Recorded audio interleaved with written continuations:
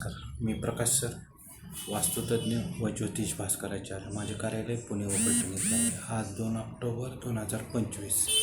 आज गांधी जयंती व दसऱ्याचा दिवस आहे. सर्व भारतीयांना माझ्या दसऱ्याच्या हार्दिक शुभेच्छा. हा व्हिडिओ करण्यामागचं कारण की जे युरोपियन देशात भारतीय कामानिमित्त गेलेले आहेत त्या लोकांनी सावध राहावं, कारण काही युरोपियन देशात हे युद्धजन्य परिस्थिती राहील. तसं धोका वाटल्यास तेथील लोकांनी भारतात आपल्या देशात यावे ही विनंती.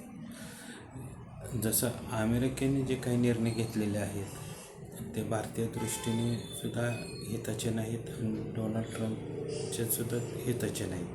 डोनाल्ड ट्रम्प म्हणजे अमेरिकेच्या सुद्धा हिताचे नाहीत. त्याच्यामुळे तिथली जनता हे डोनाल्ड ट्रम्पच्या विरोधात उभं राहील. तसं पाहता तर जगात भूकंप होतील, सुनामी येईल. समुद्रात भूकंप झाल्यामुळे सुनामी त्यात भारतात सुद्धा येण्याची शक्यता आहे.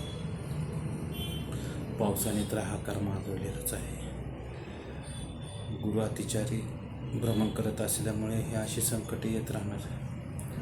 3 ऑक्टोबर 2025 रोजी शनी वक्री होत असल्यामुळे काही घटना अशाच घडत राहतील.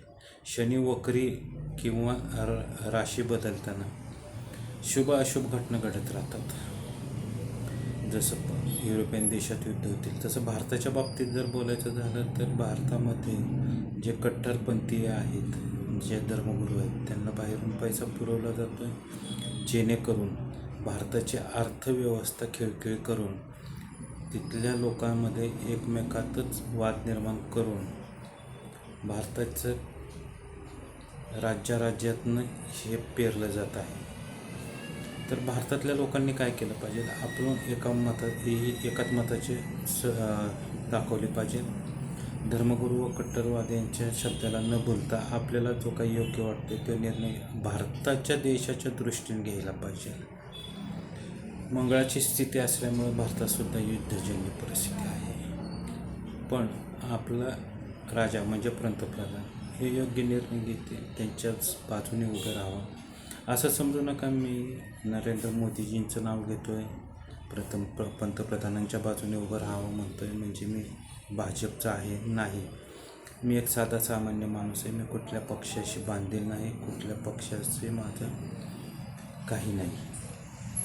पण जे काही नक्षत्र, परत ग्रहांची हालचाली, ग्रह काही बदलतात, वक्री होतात, त्याच्यावरनं हे काढलेलं प्रिडिक्शन आहे.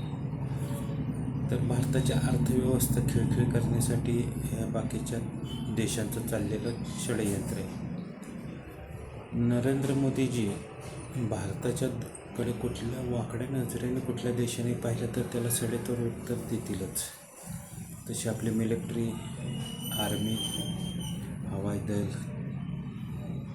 भूदल आणि नौदल हे सक्षम आहे. आपण आपल्या देशात असंतोष निर्माण न करता जनहिताचं कार्य करावं.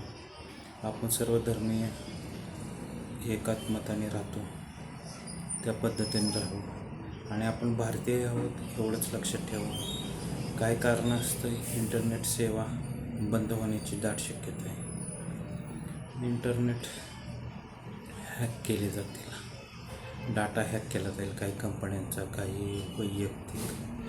तर त्या बाबतीत सगळ्यांनी सावध राहावं. मी एवढंच भाषण करतो, एवढंच तुम्हाला काही गोष्टी ग्रहमानाच्या स्थितीनुसार दिसतात ते सांगतो. कारण माझी तब्येत बरी नसल्यानं मला संपूर्ण व्हिडिओ सांगता येत नाही. मला सतत दम भरतो आहे. नमस्कार. श्री स्वामी समर्थ.